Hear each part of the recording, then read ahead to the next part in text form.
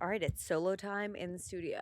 I feel like I haven't done a solo episode in a very long time, honestly. I don't know the last one we did, but I felt pulled to do one. I also love doing them, so I want to try and do one once a month, but I am trying to be more intentional about them and cover specific topics that feel top of mind to me. I also did a Q&A box on Instagram that a lot of you submitted questions to, and I was going through all of them and I was like, okay, these all kind of fit under this umbrella topic that I felt pulled to discuss, which is things I wish I knew before having a baby. And I was having this conversation with my producer about the show and past episodes and the direction we're going because I'm so fucking obsessed with everything we're doing right now with the podcast. And it's hands down just brought me so much joy in life right now. I feel like I'm really fucking thriving. And I think it's important that we say that and we celebrate our wins and we are our own biggest cheerleaders. But there are times where I don't feel like things are in flow and going my way, and I very much feel like they are over the past few months. So I'm riding that wave. But we were talking about past episodes, and it came to my attention that one of the top episodes was things I wish I knew in my 20s, which honestly kind of shocked me. I will link it in the show notes for anyone who's listening who wants to listen to that. And I think it was because of that structure. I know that people like to reflect back on periods of their life or look forward to these chunks of time and potentially get advice from someone who has gone through it. So, things I wish I knew before having a baby. I did some crowdsourcing with my friends and asked them a few also. Like, I texted my group chat and was like, is there anything that you can think of top of mind that you wish you knew? And I sat down and wrote out a bunch of mine. So I'm kind of just going to go through this list that I shockingly have prepared. The biggest point, and I want to start with this because I think it's the most important, is that no matter what people tell you, no matter what people warn you about, no matter what people tell you is going to be amazing, like either way, I remember hearing all of these things and similarly having these conversations with friends after they had kids and them being like, I know you told me XYZ, but I could have never prepared myself for it until I experienced it. And this is a caveat, but I think that's so interesting on the conversation around having kids versus not having kids. I am fully supportive of the childless by choice movement. Like, if you don't want to have kids, do not have kids. And I'm all for that for you. But I think it's fascinating because no one will ever have those two lived experiences to compare. And I do believe in terms of parenting, both the pros and the cons can never fully be understood unless you experience it. And the pros and cons of not having children is the life that you're living before you potentially have kids. So I feel you can kind of wrap your mind around that. But I really don't believe you can fully comprehend certain things until you have experienced it when it comes to parenting. And I'm sure that applies to many other avenues of life, but I really feel passionately about that with parenting. So, first and foremost, no matter how many people told me certain things, and I thought I was prepared, or I thought I knew, or I had heard this, I could have never been truly prepared for specific aspects. And I say that not to terrify anyone, but to just give, I guess, like that shoulder when you're in the moment and being like, I thought I knew this, and you're beating yourself up because it's harder than you thought, or you're overwhelmed with joy because it's better than you could have ever imagined. Like, that's such a shared universal experience that no one fully can prepare themselves for. On that note, a question I get asked a lot, and I think is a kind of caveat to that, is how to know when you're ready to have kids. And I'm sure that there are people who are listening to this who are considering having kids, and this is kind of like going to not sway their opinion, but give them some insight. I always say that I don't believe anyone is in a stage of their life where they are like, this is the perfect time to have kids. I also think it's important to acknowledge that, like, not everyone and majority of people can't just like snap their fingers and get pregnant and have a healthy baby. So it's not always up to us in terms of the timeline. But What I think is important is if you're more excited than scared, because I kind of feel that everyone going into this has fear. I don't think anyone feels fully prepared because I really don't think you can be. But I truly believe that there's always going to be a little fear, no matter how much you want it. And so for me, yes, I had actually two surprise pregnancies, but we were close to the time of when we thought we would start trying for both. So we had hit that point where we were more excited than we were scared. And I think that that's a huge, huge piece to look at. Obviously, yes, like being financially stable and being in a place in your life where you can welcome children when it comes to the place that you live or those things are obvious, but emotionally I think it's really, are you more excited than you are scared? With that, I think the biggest thing I wish I had known before having kids is how your brain automatically and suddenly completely shifts to prioritizing someone else. And I got a taste of this when we got a dog. I remember being like, wow, it's kind of wild to like prioritize someone besides yourself or before yourself in periods of time. But with kids, it's really, really eye opening because no matter what you're doing, you're thinking of them. No matter what is happening, they are top of mind. No, like you can't, it's not something that can ever be turned off, not that you want to, but that side of your brain is just constant. And it's a real experiment and lesson to see how you legitimately have to prioritize others. And as someone who I feel comfortable saying this, has been like personally selfish a lot of their life in the sense of I just like doing things my a certain way, and if I'm alone I'm doing them my way. Like I'm very individual. I like doing things alone. Independent is what I meant, not individual. But it was definitely an experience that I kind of had to like wrap my mind around, that suddenly like it wasn't all about me. It was also and very much more focused on someone else. But with that, I think with my first, I leaned so hard into that of like, he's going to run my entire life. I am going to focus every ounce of my being on him. I'm going to put everything about me to the backside and only focus on him. I think that was like detrimental to my mental health and my identity and my self worth. And I feel like I lost myself in that. So I think that it's also very important to, like, yes, while you're always going to prioritize your children and you're never going to stop thinking about them and all that encompasses being a parent, I really think it's important to also prioritize time for yourself. And I talk about this all the time, whether it's waking up before your kids or getting time to yourself on the weekend to go do something with a friend or by yourself or with your partner or a little getaway. Like it can be big, it can be small, whatever is possible and feasible for you and your lifestyle and your needs. But finding time for yourself and like truly filling your cup. I know I'm like beating a dead horse with this saying all the time, but it's so fucking true. Like you literally cannot pour from an empty cup. There's a reason we put our oxygen mask on before someone else's, and finding time for that so that in the end, you can show up as a better version of yourself and a better mom.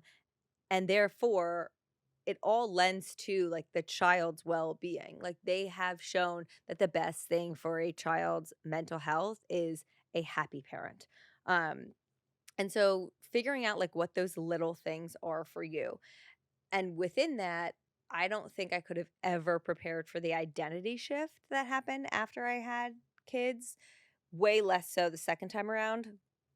I honestly don't think I really felt it the second time around. If anything, it was like this well, it was positive the first time too in a sense, but the first time felt so intense of who the fuck am I? Like not even in a bad way. There were pros, there were cons, there were like suddenly I have completely different desires. My thoughts on how I want to spend my time have completely shifted. My thoughts on who I want to spend my time with have shifted. My needs for the way I dress have shifted. What is now important to me when it comes to work and what simply doesn't matter anymore? Like, what do I talk about? What are my hobbies? What do I do? Who do I spend time with? It all felt so intense, and there was just such an identity shift for me and many of my friends entering that, like, motherhood era of our lives, and I think something that's really important in this window of time is finding something that's for you and that makes you feel like you and continuing it. So whether that's, you feel like yourself when you're getting in a workout, whether it's upstairs in somewhere in your home, or it's at a physical studio somewhere and you're doing a workout class, like, or it's spending time doing something creative that you really enjoy, or it's whatever it is, finding something that makes you feel like yourself and really deeply holding on to that, especially in early motherhood. And a caveat to that being is within the identity shift, it's really important, in my opinion, like finding that thing for yourself to make it a priority every day possible. That also ties into the next point of like 1 minute you wake up and it's 6 a.m. and then you blink and it's 9 p.m. And that feels really intense, especially in the beginning. But I truly still feel that way with a 3.5-year-old and a 1-year-old. Like, I feel like the day goes so fucking fast. And it's the end of the day, and I'm like, shit, I didn't get to do XYZ thing that I wanted to get done. And specifically in postpartum, it felt like I would wake up, we'd be doing 10,000 things, and then I would look at the clock and it'd be 9 p.m. And I'm like, wait, I'm still in my pajamas from this morning. I haven't even brushed my teeth. Like, did I even eat a meal? And so, on the note of finding something for yourself, I think it's important to give yourself a window of time to start the day. It doesn't have to be first thing in the morning. It can be after you've been up with the kid and they go down for their first nap or whatever it is. But to like simply get yourself quote unquote ready. And ready does not mean like putting on a nice outfit. Ready could mean brushing your teeth, washing your face, and putting on like a different set of sweatpants. It doesn't even matter, but just like getting out of the clothes that you slept in, washing away the night, and having that like transition. I think transitions are really important. Maybe that's what it is, because early postpartum can feel like this one continuous loop of the same fucking thing, and having transitions from different parts of your day are vital. And that even goes to the transition of spending your day as a mom and then the kids going down and having time to yourself. So, like for me, my transition is a shower. Like, I never was a night shower person until I became a parent, because it just marked that kind of window of like, okay, the kids are asleep. I get to do something for myself now and have a little bit of like me time, whether it's working or reading or going out with someone or watching TV. um, I think that prioritizing those transitions and allowing yourself the time to have them is vital, especially in that beginning window. Speaking of 9 p.m., something I was not prepared for, that I think I had heard, I don't even know if I'd heard it, but even if I had heard it, I truly don't know if I ever would have been prepared for it, is the sundown scaries. And this does not happen for everyone, but I do know it's very common.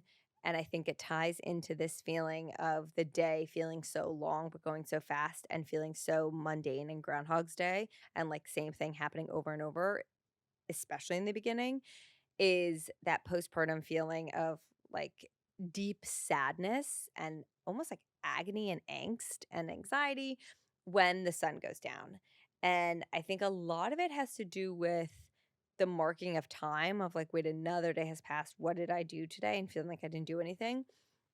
But also when the kids, like when you have a fresh baby, for me at least, it was the fear of like, what is the night about to hold? Because it's fucking hit or miss in the beginning. And I just think I was not prepared for that window of emotion. And I talked about this with my friend who was deeply in it, of finding something that brings you joy to do during that window, whether it's going for a nice walk. Like, I love a post-dinner family walk so much, and obviously it depends on the time of year of when the sun is setting, but going for a walk during that kind of, like, sunset or having a show that you really enjoy and watching it during that window of time, you can still be playing with your baby, you can still be feeding them, but, like, having on something that makes you happy, or it could be a specific playlist that you're listening to, or maybe that's the time where your partner or someone is helping with the baby and you go take like a shower or time to yourself. Whatever it is, like finding something that helps you during that specific transition of the day, because it can be pretty jarring and overwhelming. And I don't say that to scare you, but more to just like give a heads up. Um, in terms of the newborn, a few other things that like I wish I had known is the feeding process of just like I never thought it could be that difficult and sometimes beautiful, but always all consuming. And I mean that from like the day they're born until still 3.5 years later. Like the feeding of another person, especially, yes, in the beginning, if you choose to breastfeed, like that's a whole different journey. And I was not prepared for that in the slightest. But even just like the thought process that goes into constantly having to feed someone, like I was not at all prepared for the mental load of that or also the decision fatigue of it. And I just posted this TikTok recently where I was like, I feel like for so long when we started doing lunches for our toddler when he went to school, that they had to look a certain way and they had to all be different and every day had to be this elaborate meal and like provide this variety. But then I was like, he knows what he likes. And if it's working for him and it's working for us, w- why are we changing things? Like finding a few meals that work and just putting them in a rotation has been so beneficial for us as a family, like whether it's the dinner that we're making or lunches that like even just I'm eating, but especially when I'm like packing meals for our toddler. This TikTok I posted, it was like a PB&J, some chips of some sort, usually a Chomps meat stick for some protein, some type of fruit, whether it's like banana, strawberries, blueberries, whatever, and like a little cookie. That sounds like a fucking amazing lunch. Like, I wish someone packed that for me every day. And he's pounding it, finishing every single thing in there. So I'm like, why are we changing this? So I just really was not at all prepared for how much space in my brain feeding kids would honestly consume. Also, with the newborn, this was something that my friend said that I had already completely forgot about, but like babies make the weirdest fucking noises and do the weirdest things. And it's so terrifying in the beginning because when you have your first and they're sounding like a fucking dinosaur next to you, you're like, Clearly something's wrong. Like, what are these sounds?" But babies just make weird, weird sounds and they do very, very weird things. And that also ties into the medical aspect of things. I was not prepared for having to have like my MD in motherhood. There are so many times where I am so consumed by like, do you need to go to a doctor? Is that just like a standard rash? Is that hand, foot, and mouth? Did you just have an allergic reaction to something? Do you have strep? Like, it's so all consuming, especially in the season that we're entering of germs, of like, are you about to get sick? Are you sick? Did you just get over a sickness? Do we need to go to a doctor? Was this from a class you went to yesterday? Are we about to get your friend sick on a play date? Like the canceling of plans, the changing, the texts of, hey, by the way, so and so has this now. That I was not prepared for. And as someone who has like some medical anxiety stuff, it's something I've had to really work through. I was actually just having this conversation with Joe. Like, I'm not really a hypochondriac for myself. And I wouldn't even say I'm a hypochondriac, but I spiral like a motherfucker when it comes to their health and how it's going to change and impact and what we're going to have to adjust. I don't know. My brain goes berserk at night. So I was not prepared for that. Also, with that, it's like the unpredictability of how every day can be so different, even though they can feel so much the same. And I mean that in the way of like one day your kid can just be like, in the shittiest of moods, testing you, and just like nothing is working. And then the next day, it's like fucking sunshine and butterflies, and they're so happy and they won't cry over anything. And that goes from the beginning days of baby where it's like one day this works to soothe the baby, the next day it doesn't. One day this works to get them down for a nap, the next day it doesn't. The unpredictability of it all. And even like now with toddlers, one day I will have a response that helps him so much work through a tantrum and we move out of it and it's great. And I'm like, oh, awesome. I found this new tactic. And then the next day he's like, fuck you. That does not work.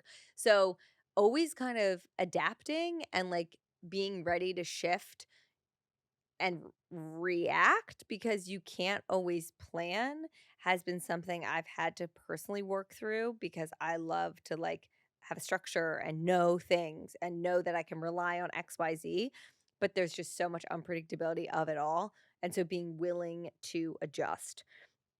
I think another huge thing, and I say this because of the like days of joy and love that I just mentioned, is like I never could have ever imagined how fun it would be. Like I wish I had known the amount of fun I would have as a mom. I fucking love it. Like obviously it's hard and it's all consuming and all of those things. That's more everything that comes with being a mom, not actually like being with my kids. Like the fun I have with them and the things we do and the playfulness of it all and silliness is something that we really prioritize in our house. And I just don't think I ever could have known or knew how much fun it would be and how much I would tap into that like childlike wonder because it's really eye-opening to watch your child observe the world for the first time and experience things for the first time and play and like how much fun they can have with nothing. Like the the creativity in my toddler's brain blows my mind every single fucking day of like what he's making into something and the imaginative play and it's just so fun and I never ever thought about that really. Um so I wish I had known that in the sense of like I would have been excited for it. I also don't think I could have ever comprehended truly how all consuming the love is for your child. And I mean that in the sense that it's beautiful and it's fucking terrifying because it's so all consuming and it truly feels like a part of your body is living outside of your own. And it's the deepest connection I could have ever imagined and have ever experienced. And simultaneously, it scares me so much because, like I said, they're not like inside, like I don't have full control. They're living in the world outside of my safety net, if that makes sense. And so I wish I had known how powerful it feels on both sides of the coin. And speaking of power, I wish this kind of ties back to the identity shift because, yes, like I talked about ways that I struggled with my identity, but I wish I had known how powerful I would feel and the confidence that I would get from being a mom.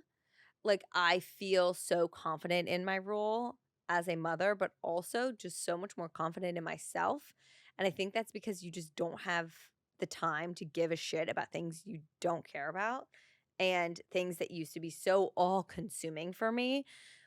Even just like worrying about what I ate, what I looked like, all these eyes. Like, you just don't have time for it anymore. And it's such a freeing experience. I actually was thinking about this the other day. I saw a TikTok talking about how, like, there are certain aspects of wellness that have just become, like, toxic and just so obsessive and intense, and how she feels like she was still kind of, like, deep in it, like, listening to shows or whatever, and I had this eye-opening, I guess, memory comparison, I don't know what it is, of, like, wow, I used to care so much about things that do not fucking matter because I had the time to. And now that my time has been reprioritized and shifted to focus more on my kids, the amount of free time I have goes to other things, and those things are more important to me. And the free time I had to focus on things that were actually hurting me in the long run has just gone away. Like it's just not an option anymore. And it has freed me so much in the ability to just not give two shits about that. Like, I'm not obsessing over what I'm gonna eat for the next meal because I simply don't have time. Like, something needs to be eaten, a plate will be in front of me. I'm not gonna spend all fucking day worried about what it is. And that is such a freeing experience and gift. And again, it's this confidence in self and even in my body, in who I am. I don't know. It's really untapped a version of me that I love so much and I'm so proud of and excited by and grateful for. So, within the identity shift, I really wish I had known that that was like around the corner.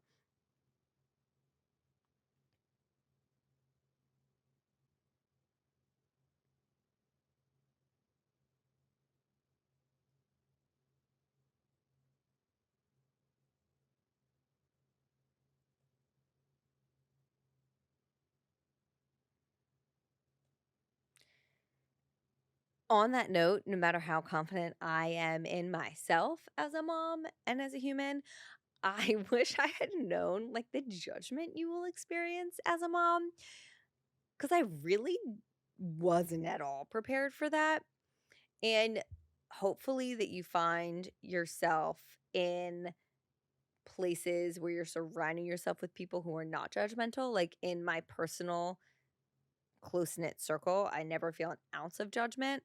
But when you enter into the outside world, it's very, very eye opening to observe the judgment we reserve solely for mothers. Um, and yes, I experience this just in like day to day life. You know, you'll be somewhere and someone will be like, "Oh, like you mentioned you have kids," and they're like, "Oh, where are your kids? Who's home with them?" And I'm like, "Their father." Um, and like the underlying connotation that like you're supposed to do everything, or they're so a list of things that have experienced, and there's such a long list of things I've experienced. That's just like the one that came top of mind in the outside world of just like slight judgments or commentary that they may not realize is like so rooted in judgment of a mother. But then, of course, like I have opened myself up to the public with content, and it's fascinating to see how much people judge mothers for literally everything under the sun. And I say that because I think it's really important to prioritize spending time with people who do not judge you and who you feel confident and comfortable around. I think it's also important to bite your tongue on judgment because you never know what's happening, what they're going through. Also, like, that's not your kid. Like, I say this all the time when I talk with my sister about this. Like, I know I'm the best mother for my children, and she's the best mother for her children. So, like, we might do things differently, but like, I parent my kids in a way that's best for them, and she's parenting her kid in the way that's best for him. And like, those things may not be the exact same, and that's totally fine. And I feel that way with many friends also. Like, just reserving the judgment. There's literally no need because majority of people are truly just trying their best. Um, and on the receiving side of that, just quieting the noise, like tapping into the confidence that you know your kid and your family the best, and you're never going to please everyone. So it doesn't fucking matter. So many things are solely for the discussion, conversation, and focus within your family unit. And I know I get a lot of messages of people who receive judgment from their in laws. Like, I'm feel so incredibly blessed to have an incredible relationship with my in-laws, and I do not experience that. But I think the reminder of like, and you can say it. That's Thank you so much for your input and your opinion. But I plan to parent XYZ, or I want to go about this as their mother XYZ. And just they're not the mom. So sorry. Um, I also think, speaking of in-laws and friends and all of that, I wish I had truly understood how important a village is.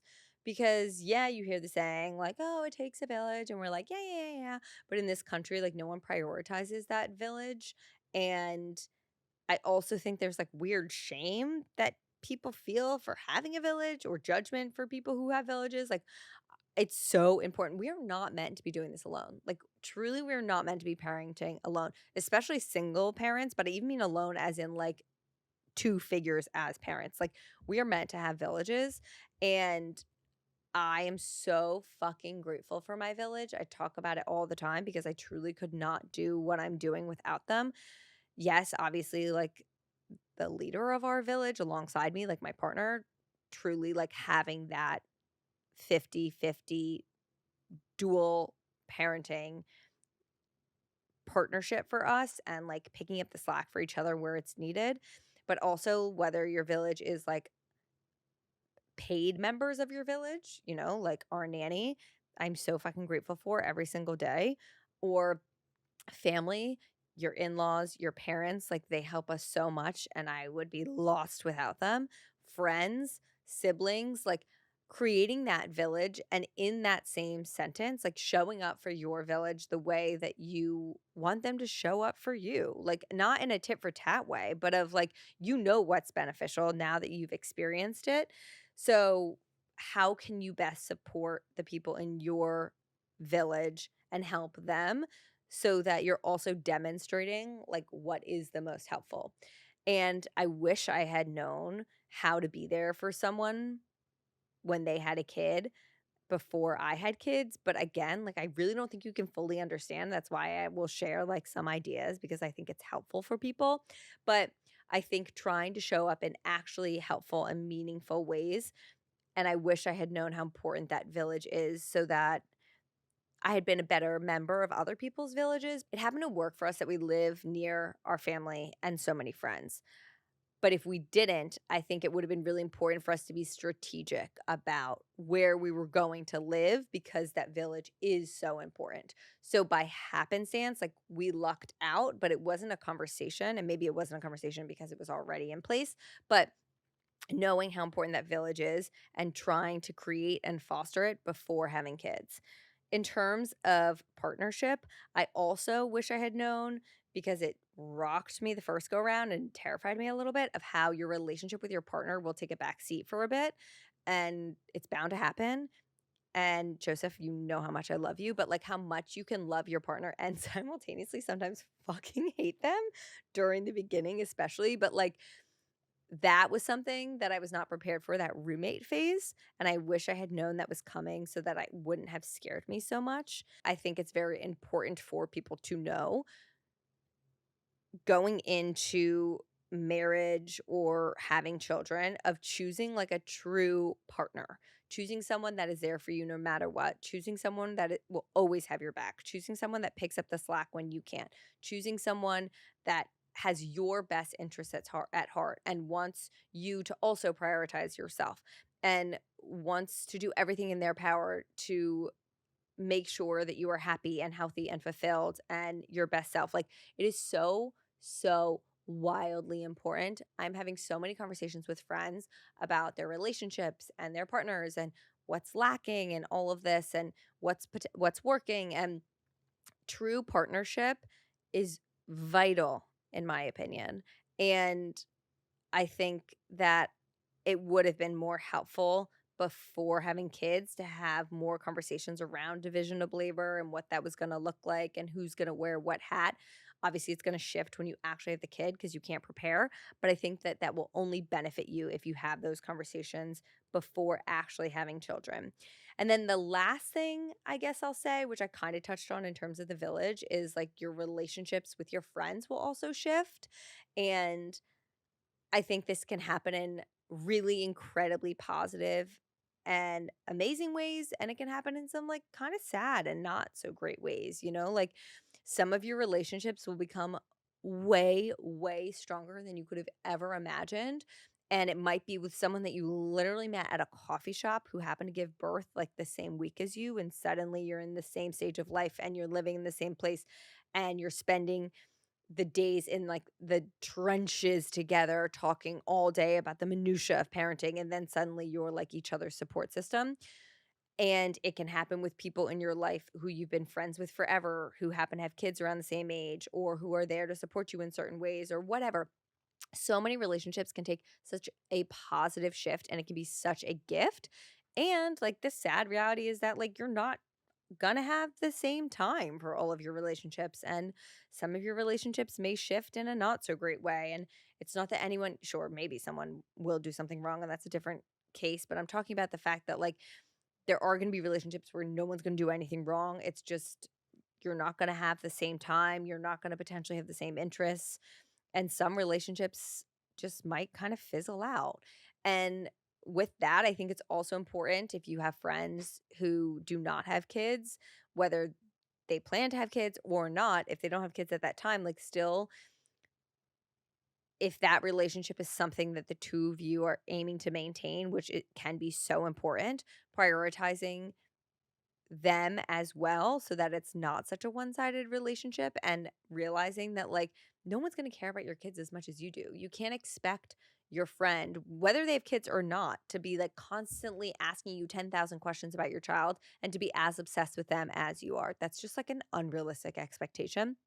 And so remembering that like conversation does not need to solely focus on your kids, still showing up for your friends in ways that like support things that are important to them, whether it's focused on their kids or not. So, those are all of the things I wish I had known before becoming a mom. That's not at all an exclusive list. I feel like I will think of 10,000 other things when I leave the studio, but I tried to really organize my thoughts and lay it all out there. And I found it beneficial, but I also know that you can never really prepare for this, and the list is never ending. I think that it's such an incredible experience and has brought me the most joy and fun and love and beauty in my life that I could have ever imagined. And it's also really fucking challenging. And those two things can be true because that's the duality of life. So I hope you enjoyed. For more of this, obviously follow along on social, Cameron Oaks Rogers, whether it's Instagram or TikTok, and keep up with the show. Every Wednesday, we release a new episode, Conversations with Cam. You can rate, review, subscribe, share. It all means the world. And I really support, or not support, I really feel supported, and it really helps the show grow. If this episode resonated with you, feel free to send me a DM. I love hearing from you all. And that's all. I will see you next week. And thank you for listening.